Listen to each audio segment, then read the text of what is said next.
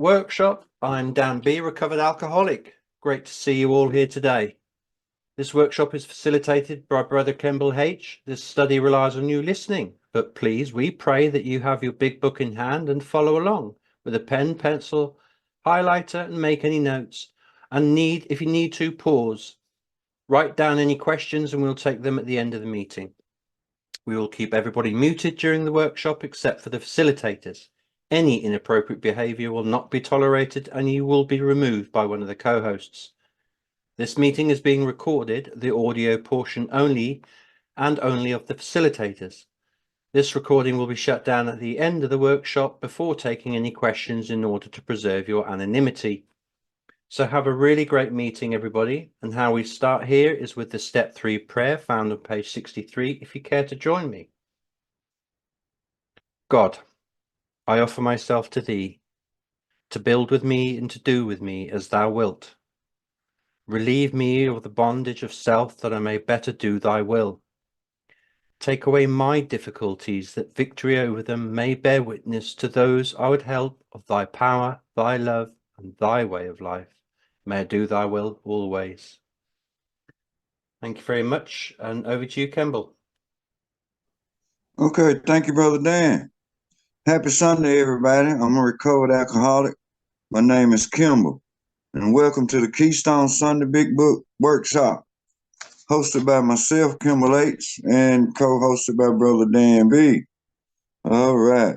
It's a great day to be alive and sober today. After years of fighting and battling with this darn alcoholism, that stuff is not a joke. But anyway, sobriety date February 3rd, 2020. And I thank God for that because I suffered from alcoholism for over 40 years of my life. But when I was 12 steps through this thing, I had the necessary experience, the vital spiritual experience that they talk about, and it led me to the power of God, and it simply solved my alcohol problem. So I'm so very grateful. So today, we're going to continue on the study of the doctor's opinion because this was a game changer for me. Because I had no idea I suffered from an allergy in my body. I just thought I always had a high tolerance to alcohol. Shoot, I could outdrink the best of the best and set them down and look there and laugh at them. Shoot, I ain't had no idea I was sick. I was wondering why the more I drank, the thirstier I got, and I never could get enough of that stuff. The doctor gonna explain some of this stuff to us today. And this was a game changer, no doubt about it. So we're gonna start today in the doctor's opinion on page XXVI. And last week we stopped at the end of the first letter by Silkworth at the top of the page. And it's where it says, very truly yours, William D. Silkworth, MD. Now, just a little note. Now, in the first edition of this big book, Dr. Silkworth did not sign this letter that he had wrote. So he was probably afraid that something was going that might affect his medical career. But and it says the primary reason for him not signing his signature was his reluctance to face his peers with such radical ideas. It was back in the Depression era, and Dr. Silkworth, he was lucky to have a position of this type. So no sense in jeopardizing it. So he didn't want to jeopardize his position. Worked at Towns Hospital, and he worked with over 40,000 of us alcoholics and drug addicts. And thank God for him.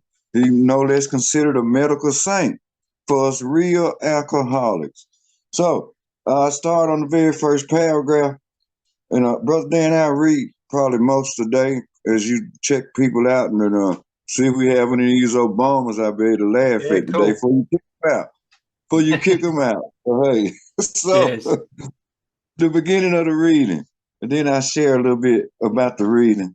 As we go, we're going to go line by line, paragraph by paragraph, because that's how I was 12 steps through this thing. And I was presented this information, then I see if I qualified, did I fit this description that they was talking about? And evidence shows, yeah, buddy, you fit this darn description. So the physician, at our request, gave this letter who has been kind enough to enlarge upon his views in another statement which follows. In this statement, he confirms what we who have suffered alcoholic torture must believe, that the body of the alcoholic is quite as abnormal as his mind. It did not satisfy us to be told that we could not control our drinking just because we were maladjusted to life, that we were in full flight from reality, or were outright mental defectives. These things were true to some extent, in fact, to a considerable extent with some of us. But we are sure that our bodies were sickened as well. In our belief, any picture of the alcoholic which leaves out this physical factor is incomplete. The doctor's theory that we have an allergy to alcohol interests us. As laymen, our opinion as to its soundness may, of course, mean little. But as ex-problem drinkers, we can say that his explanation makes good sense. It explains many things for which we cannot otherwise account for. No doubt about it. It explains a whole lot of things. Now, back when he talks about that the body of the alcoholic is quite as abnormal as his mind. So we can ask ourselves the question, well, why are we doing something when we don't want to do it? There were many times I wanted to stop drinking after I took that first drink, and I couldn't. So I kept on drinking, and drinking. Regardless of the consequences, it didn't matter. So, but the body, the health to our bodies, that's an important part of our very lives. We real alcoholics of our type, we was killing our bodies to the fullest extent. And now years later, we can pay for these things that we was doing back when we was drinking. But I don't know if y'all having that experience or not. But I know some issues that's been going on in my life for years, and it was due from drinking the amounts of alcohol for so long, the amounts that I took in, and the length of time that I used it. And it can't be reversed. But thank God I'm alive and breathing and sober today.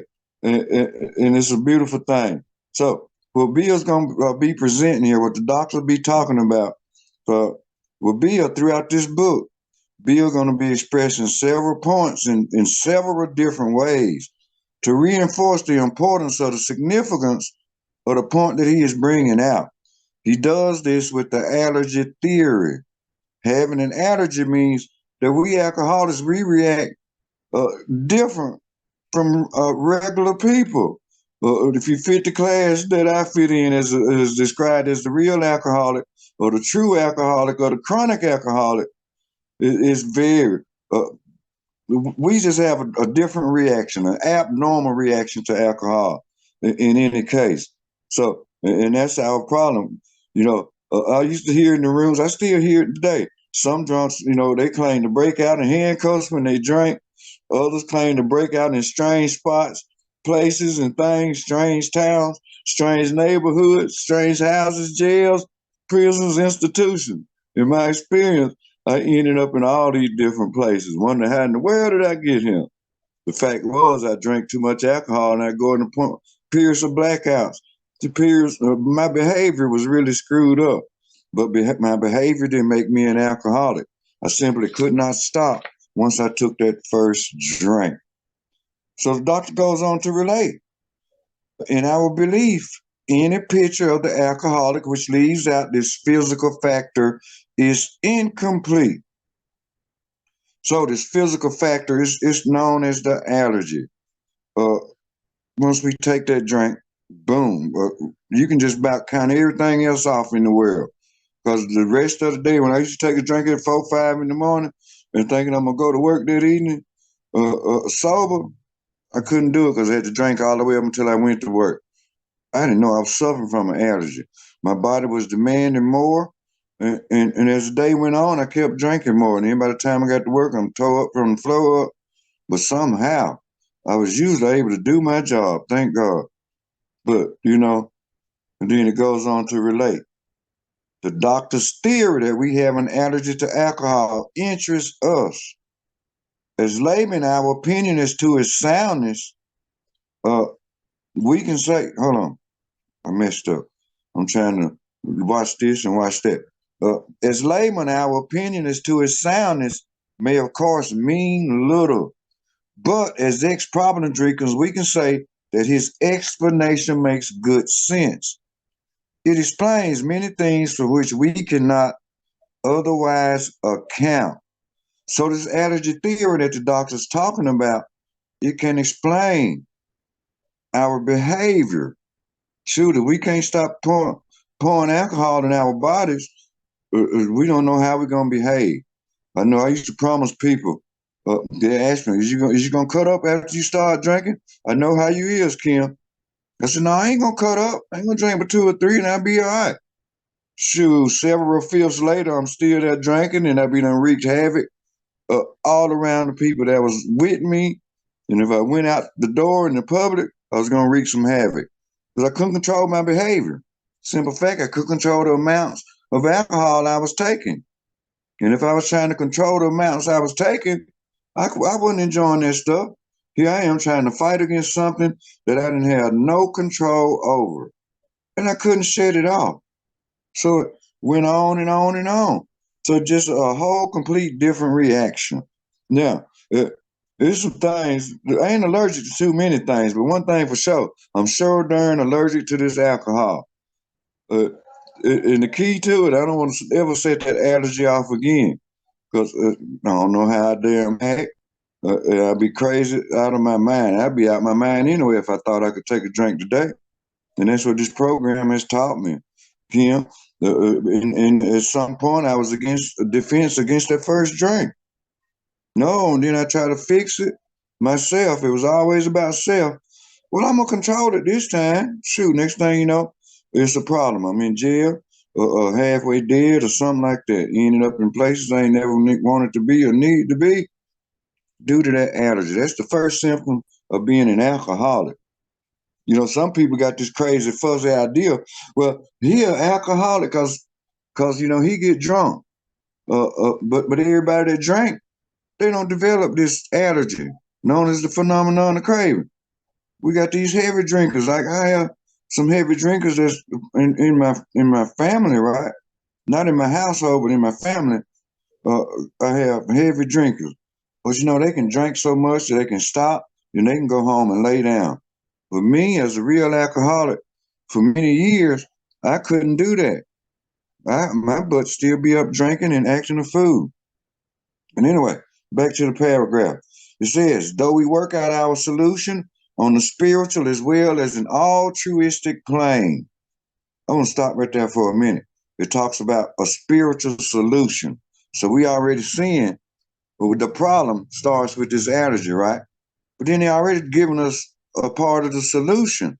The solution is spiritual. It's quite simple, but it's hard to do, especially if we ain't ready to quit and if we haven't been taken through the steps. You know, I'm not saying AA is the only way to get sober, but for a real alcoholic like me, it was vitally important that I took these steps because I rejected taking these steps for many years. I tried 12-step myself, and I went through all other kind of programs and means that was necessary. I thought was necessary, but you know what? I drank again every time I left out one of these programs, these detox centers and all this good stuff. So the altruistic plane that they're talking about is being helpful to others. It's a movement. Bill sensed this thing early on, and we'll learn more about that as we go through the process. Bill was in the hospital thinking about how he could help other people. That's a altruistic movement. He reached out to one alcoholic, and the only thing he expect is maybe if this alcoholic recover, he can reach out to even more alcoholics. And you know, and it goes on and on and on.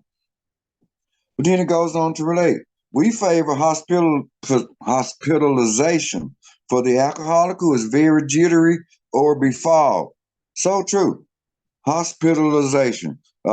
If us real alcoholics, sometimes we have to be detoxed off of this stuff. I can remember many detox centers, emergency rooms I went in, and I'd be ill for the next 3 or 4 days, at least till my brain cleared up a little bit. Because if somebody tried to talk me and the allergy was itching in me, I wasn't talking to nobody because I'd be so down and depressed. I wanted another drink, and I ain't want to hear no talk from no darn body. So this some great advice that the doctor's talking about. Hospitalization. Everybody don't need to be hospitalized, but it's in my experience, it was pretty important. Because every time I tried to detox myself, it caused my body to have even more problems. And alcoholism can actually kill us. We get try to detox ourselves. It can cause hallucinations and DTs and all other kind of stuff. We can't get another drink, so we can take the time, and it's a very important thing. So if the alcoholic is very jittery or befogged, he ain't gonna want to talk. And it says more often than not, it is imperative that a man's brain be cleared before he is approached, and he then has a better chance. Let me flip my page. He then has a better chance of understanding and accepting what we have to offer. What we have to offer today for the real alcoholic is the 12 steps of Alcoholics Anonymous. You know, I used other things beside alcohol in the course of my career, but alcohol, I had this allergy, and it affected everything in my life. It drove everything that I did. Because, you know, I done tried NA, I done tried CA, HA, all kind of other different A's. But this AA program I recovered, it simply solved all of them problems, every last one of them. So the 12 steps. But when I was approached, and my sponsor asked me, are you interested in taking the 12 steps? I happily agreed. I was ready, and I didn't know how to go about it. So he took me through it. Boom. As a result, recovered from alcoholism. So anyway, page X, the next page. On XVII. Now, let me back up. I'm moving too fast. All right. The subject presented in this book is on top of XXVII, first full paragraph. The subject presented in this book seems to me to be of paramount importance to those afflicted with alcoholic addiction. Notice the word, it says alcoholic addiction. If you hear people saying you can't get addicted to alcohol, kick them out because they're lying. The book tells us it's an addiction, just like smoking cigarettes. It's an addiction. Gambling can be an addiction. Sex can be an addiction. Anything that we can't leave alone is an addiction. So, and it says alcoholic addiction. I put a post on in our Facebook group here about a month or so ago, and somebody said, "Oh, there you come with this NA stuff. Well, alcohol is not an addiction." Well, open the book up to the doctor's opinion. It'll show you right here in the book. Dr. Silkworth worked with drug addicts and alcoholics who suffered from addiction. So, but then that's not an argument. So it talks about the subject presented in this book to be of paramount importance to those who are afflicted. When it talks about paramount importance, it means he's the primary focus, the foremost, or the supreme, the chief concern or importance. And we're going to find that to be Bill Wilson here. He's the subject presented in his book. So then the doctor goes on to relate. I say this, and listen to this doctor. After many years' experience as medical director of one of the oldest hospitals in the country, treating alcoholic and drug addiction. There's that word again. Alcoholic and drug addiction. This is Town Hospital, where Dr. Silkworth worked at. And I related again. He worked with over 40,000 of people like me and you. Over 40,000. That's a lot of people to sit there and observe and try to treat them. So then the doctor goes on to relate. We doctors have realized for a long time that some form of moral psychology was of urgent importance to alcoholics. Moral psychology. Well, we could wish to be moral, we could wish to be philosophically and all of this good stuff. But you know, the key to recovering from alcoholic and alcoholism is a spiritual awakening. Now that's what is of vital importance to us real alcoholics. So that's what he's talking about right here. But its application presented difficulties beyond our conception with our ultra modern standards. Our scientific approach to everything, we are perhaps not well equipped to apply the powers of good that lie outside our synthetic knowledge.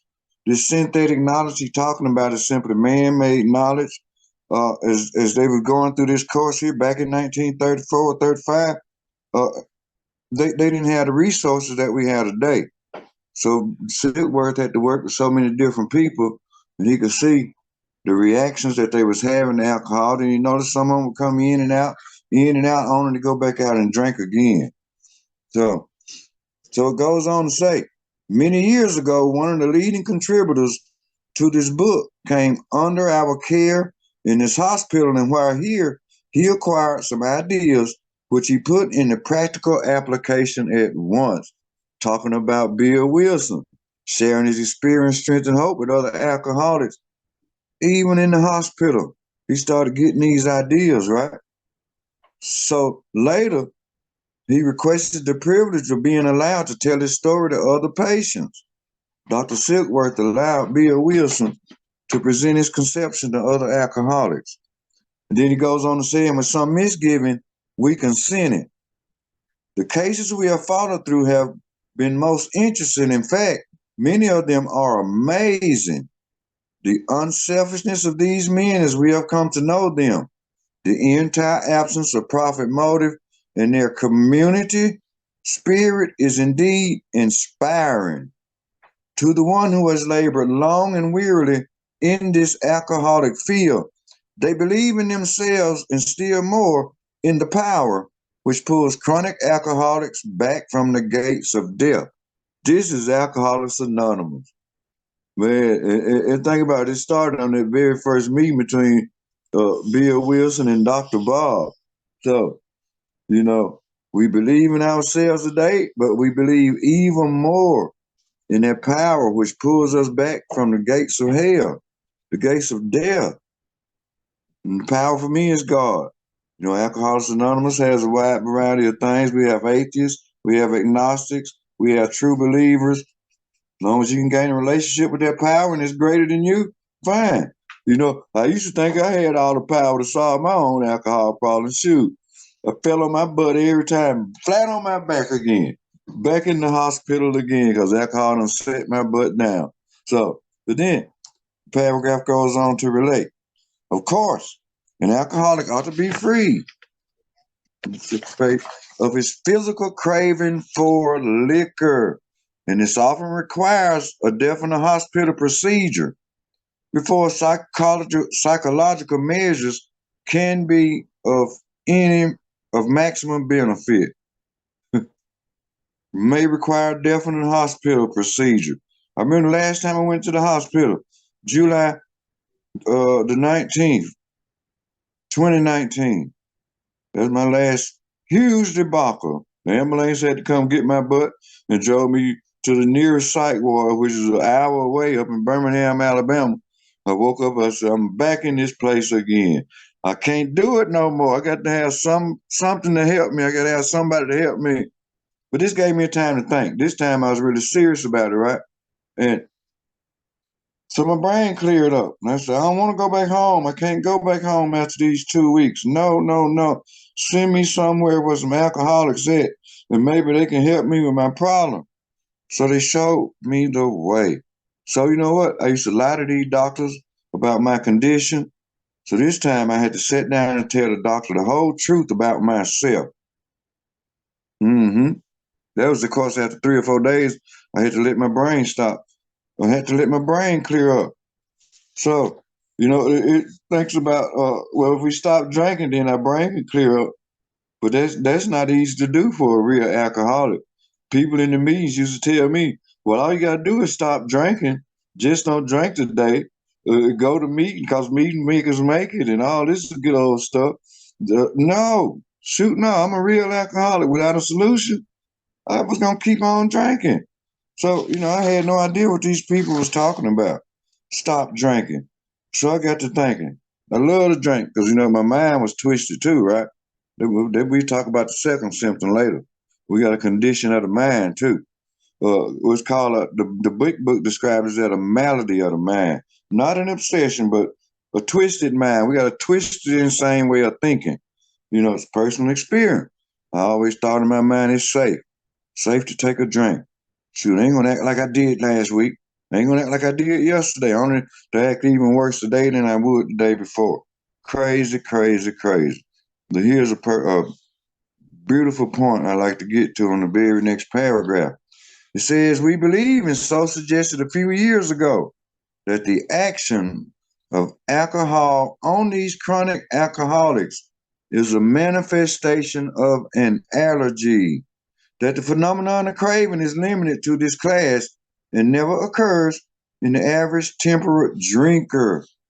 Keywords: allergy, phenomenon of craving. Wow. Like I said, I don't remember being allergic to too many things, but I know one thing for sure. I was allergic to this alcohol because I had an abnormal reaction. I never had an abnormal reaction to my M&Ms or none of that, right? I could take a few of them and leave them alone. I didn't break out in highs or nothing else. But I'm telling you what, I was allergic to, that darn poison ivy and poison oak down here in Alabama. I touched that, right? And I get an allergy because it breaks my body out. But when I drink this alcohol, it breaks my body out too into wanting more and more and more, and I can't shut it off. So that phenomenon of craving, it's an unexplainable event, and we still can't determine what causes this phenomenon of craving. But it's only in the class of alcoholics that the big book deals with, the real alcoholic. So then it goes on to mention these allergic types can never safely use alcohol in any form at all. And once having formed the habit and they found they cannot break it, once having lost their self-confidence, their reliance upon things human, their problems pile up on them and become astonishingly difficult to solve. So true. Very difficult to solve. Few notes and highlights here. It talks about I'm talking about this abnormal reaction once again. So, and I started to realize years ago that when I took a drink of this stuff, I just tolerance kept building up, building up, building up. But nobody ever told me, Kim, you might have an allergy to this alcohol. Kim, you may have developed a phenomenon of craving. No, so I was in and out these rooms for many years, but nobody ever explained the problem. Now I can see the problem. I'm sick. And I can't fix this myself. When I get the phenomenon of craving, that means I'm gonna drink more and more and more and more. Once that mind gets me to take that first drink, and it's on. There's no limit, no stopping whatsoever. This is the unmanageability that we're gonna talk about in step one later on in the book. If I can't control the amounts of alcohol I'm taking, that's unmanageable, and then it makes the rest of my life unmanageable. Because that means alcohol gonna come before everything else, and everything else gonna be a problem. But this is actually step one before even the book was written. So that's pretty interesting stuff. So, but then it goes on to say, frothy emotional appeal seldom suffices. The message which can interest and hold these alcoholic people must have depth and weight. In nearly all cases, their ideas must be grounded in a power greater than themselves if they are to recreate their lives. Frothy emotional appeal. People used to tell us all kind of different things. He just can't handle his liquor. Why don't you stop? Why don't you try beer and wine? It's all kind of different ideas. You got such a beautiful wife. Why do you drink so much? But she couldn't solve my problem either. So couldn't, because I didn't know I was sick from this stuff. So, but we get all kind of good old ideas. We'll talk about some of them later on from this frothy emotional appeal. So everything family, friends, employers, or acquaintances might have tried to talk to us about, we couldn't hear it. We had no idea. that we were sick anyway. Then it talks about in nearly all cases, their ideas must be grounded in a power greater than themselves if they are to recreate their lives. Makes me think about page 55 as we go through the process, but I'm going to skip forward because this is important that I share this very part right now. The second paragraph, full paragraph on page 55, it reads, actually, we were fooling ourselves. For deep down in every man, woman, and child is the fundamental idea of God. It may be obscured by calamity, by pomp, by worship of other things, but in some form or other, it is there. For faith and a power greater than ourselves, there's that power again, and miraculous demonstrations of that power in human lives are facts as old as man himself. We finally saw that faith in some kind of God was part of our makeup, just as much as the feeling we have for a friend. Sometimes we had to search fearlessly, but he was there. He was as much a fact as we were. But we found that great reality deep down within us. In the last analysis, it is only there that he may be found. It was so with us. So it says, if we are to recreate these lives, there are some things we are going to have to do to find this power and gain a relationship with this power. There are things we'll have to do. And Bill is going to take us through a recipe throughout this book until we find that power. And that power will solve our problems. It solves all our problems. So, and they believe this 100 men and women. They believed in this because they had the experience first. Then they documented it in this book. They did all the hard work for us. And in our case, all we got to do now is we follow a few simple rules. It's outlined in this big book. Then we can have what these first 100 men and women had. But they recovered from alcoholism. That's the goal that we pursue today. I recovered as a result of taking these 12 steps, being took through this process. It produced that change. It produced an essential change, sufficient enough for us all to recover from alcoholism. So, back to the reading. It says, if any feel that a psychiatrist directing a hospital for alcoholics will appear somewhat sentimental, let them stand with us while on the firing line. See the tragedies, the despairing wives, the little children, that the solving of these problems become a part of their daily work, and even of their sleeping moments, and the most cynical would not wonder that we have accepted and encouraged this movement. There's that altruistic movement that we were talking about on the previous page. We feel after many years of experience that we found nothing which has contributed more to the rehabilitation of these men than the altruistic movement now growing up among them, helping others. Once again, that's the altruistic movement. So the 12 steps will help us to recreate our lives. Here's a promise. The 12 steps do work. It worked for a fool like me. I know good better to work for anybody in the world. I never thought in the world that just something could help me or help stop me from drinking, but the power of God did. No doubt. And I'm grateful for it. So we see this movement now growing up. You know, like I said, this thing's kicked off with one alcoholic talking to another one, sharing his experience and hope. Over the next few years, members started popping up. The first year and a half was actually a slow process. But sometime shortly after that, it kind of blossomed and bloomed. Now, this organization is worldwide in over 180 countries. We have people from all around the world today. And we can get Alcoholics Anonymous like we're doing today on Zoom. We get in-person meetings, the website, 24 hours a day, all that good stuff. We can always reach out and find another alcoholic to talk to today. Back then, when this book was being written and before this book was written, they didn't have these benefits that we have today. They had to mail pieces of this book to different people, or they had to travel and take pieces of the book and then talk to them about it. or sometimes it was one even before the meetings even took place. There was one man talking to another, and that's how it all started.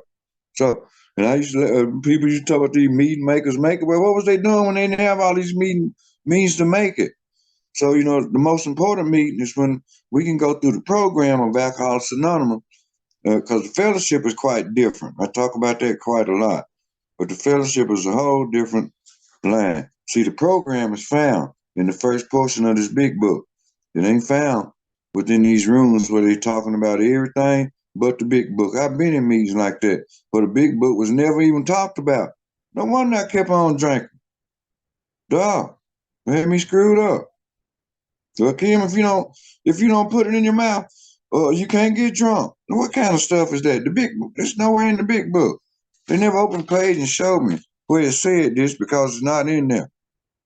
So, now at the bottom of page XXVIII,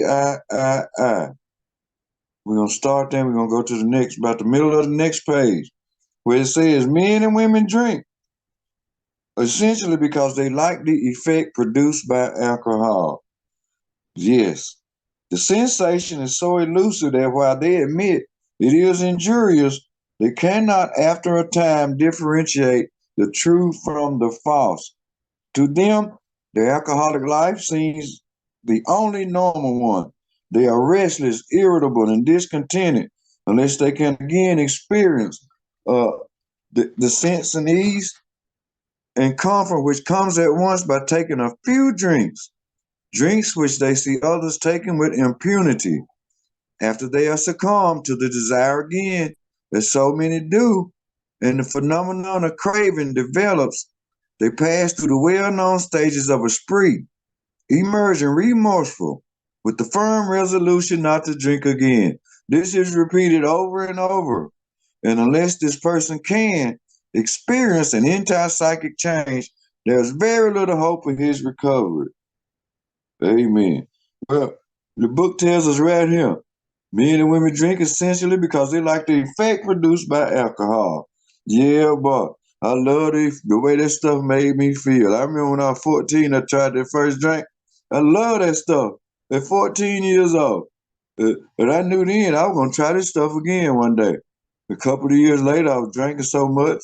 At 16 or 17 years old, oh my goodness, because I love the way that stuff made me feel. It was a lot of fun back then. But as the years went on, it became not so fun. It came to the point where I had to have it, right? I couldn't just have fun with it no more. It ceased to be a luxury. It became a darn necessity. It ruined my life for 40 plus years. So, but that's the effect that gives you that magnetic effect. It makes you feel like I done found God now. Oh, just feel that effect. That liquor made me feel like I was God, right? Yeah, love the effect. And the next thing you know, I want to keep that effect 24 hours a day. Shoot, even when I'm asleep. I slept with my liquor bottle in the bed with me. Shoot, it was either in between me and my wife or when I was in the bed by myself. After liquor took me away from home, that liquor stayed in there. That was my ease and comfort. Just telling you like it is. But then it says the sensation is so elusive that while they admit it is injurious, they cannot, after a time, differentiate the true from the false. Blindness, that's blindness. We can't see what's true and we can't see what's false. That is so true today. I mean, as we look back on our past, we couldn't see it. Thing was, I couldn't see the truth that I had a drinking problem. I didn't care how I acted. I still didn't have no problem. Shoot, no. Follow my button, try it again tomorrow. But I don't have a problem. No, you got the problem, not me. So it was all based on me, self. Couldn't see it. It took me over 3 decades of realizing. Shoot, I was living in a dreamland full of false beliefs, thinking, well, oh yeah, I can stop when I get ready. Shoot, yeah, when I passed out and in jail, I done got broke. I could stop then. You let me turn that corner and find somebody with a bottle. Yes, I wasn't gonna be stopped no more. That's false hope. thinking I could just stop. No, we can't do it. Us real alcoholics, we can't do it. So we not, man, let me share this with you. Even on days we were feeling our worst, feeling bad, might be hungover, might be sick from pneumonia, still would take a drink. On good days, we drank. On bad days, we drank. Didn't care how we felt. That's the way it was with me, man. I'm just gonna tell you. And then when it talks about the sense of ease and comfort which comes at once by taking a few drinks. Yeah, once that first drink or two get in me, shoot, we all get that ease and comfort. Well, I'm okay now. I got it in me. Then that darn phenomenon of craving kick in. Boom, but then we lose control. We lose count of what we drank because I never could keep up with the count. No way. All I know is when I took that first drink, I'm already thinking about the next one and the next one and the next one until it's over with. This is the bottom line. And then it goes on to mention drinks which they see others taking with impunity. Now look, we can see other people sitting there drinking, right? But they ain't getting drunk. They ain't having no consequences. They ain't out there getting in no trouble. Some real alcoholics don't really get in trouble, but I know for me, I stayed in a bunch of trouble. My whole drinking career, I was a fool, stayed in trouble. But then other people can drink normally. The people I was hanging with, he's starting back in 1980. I realized then I had a problem in 1980, but I wouldn't accept it, right? So I joined the military. Everybody I was around, they could drink a little bit, they can stop, they can go home, they can go to sleep. But way back then, they could drink like normal people. They could take it or leave it alone. But for me, I couldn't do it, no matter how hard I tried. And it's a terrible, bad way of living. No, when other people can drink and you can't drink, something is wrong. So then here it is. So here it is.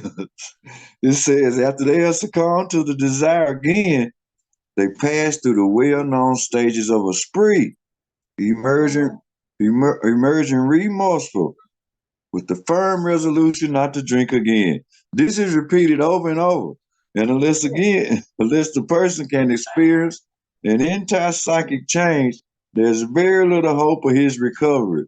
Hey, what about all these sprees we go through? Firm resolution not to drink again. Man, I tell the president, I tell God, I tell my family, I ain't drinking today. I quit. Shoot, 20 minutes later, I ain't quit no more. And this is repeated over and over again. Day after day, week after week, month after month, year after year. I made sweet promises to everybody in the world that were close to me. Only to drink again. Pull that structure down. Didn't have a solution. No solution. So it said, unless this person can experience an entire psychic change, there's very little hope of his recovery. Like I said, we make all these promises, never to drink again, but nah, we gonna drink again if we're real alcoholic. So talking about this psychic change. So the only answer for a real alcoholic of my type is a spiritual awakening, spiritual experience, whatever you might want to call it. But then on the other hand, as strange as this may seem to those who do not understand, once a psychic change has occurred, the very same person who seemed doomed, who had so many problems he despaired of ever solving them, suddenly finds himself easily able to control his desire for alcohol, the only effort necessary being that required to follow a few simple rules. Okay, it says once a psychic change has occurred, here's a promise from the big book.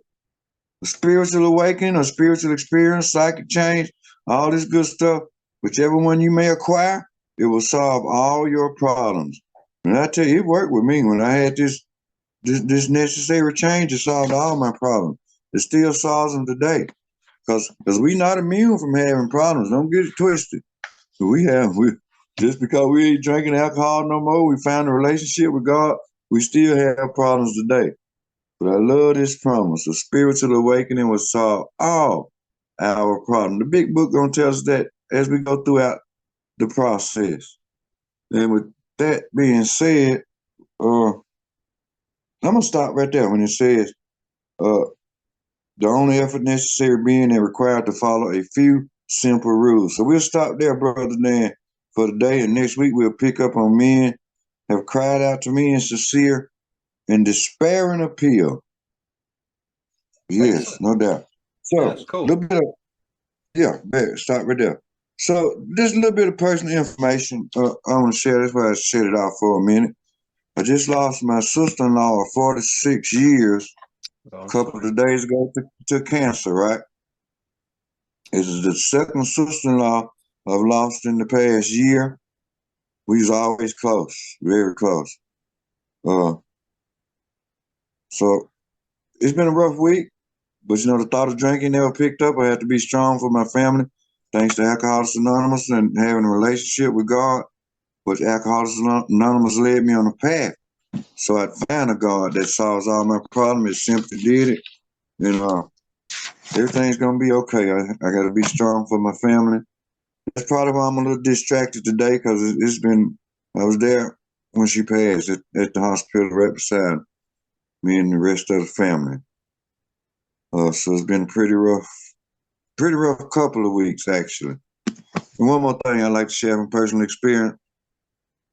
The anniversary of me getting my very first traumatic event, being in combat, it happened December the 20th, 1989. That's when I developed PTSD, and I thought Alcoholics Anonymous could cure my post-traumatic stress disorder problem from being in a combat zone. So that's about 2 days or 3 days from now. I relive this anniversary of it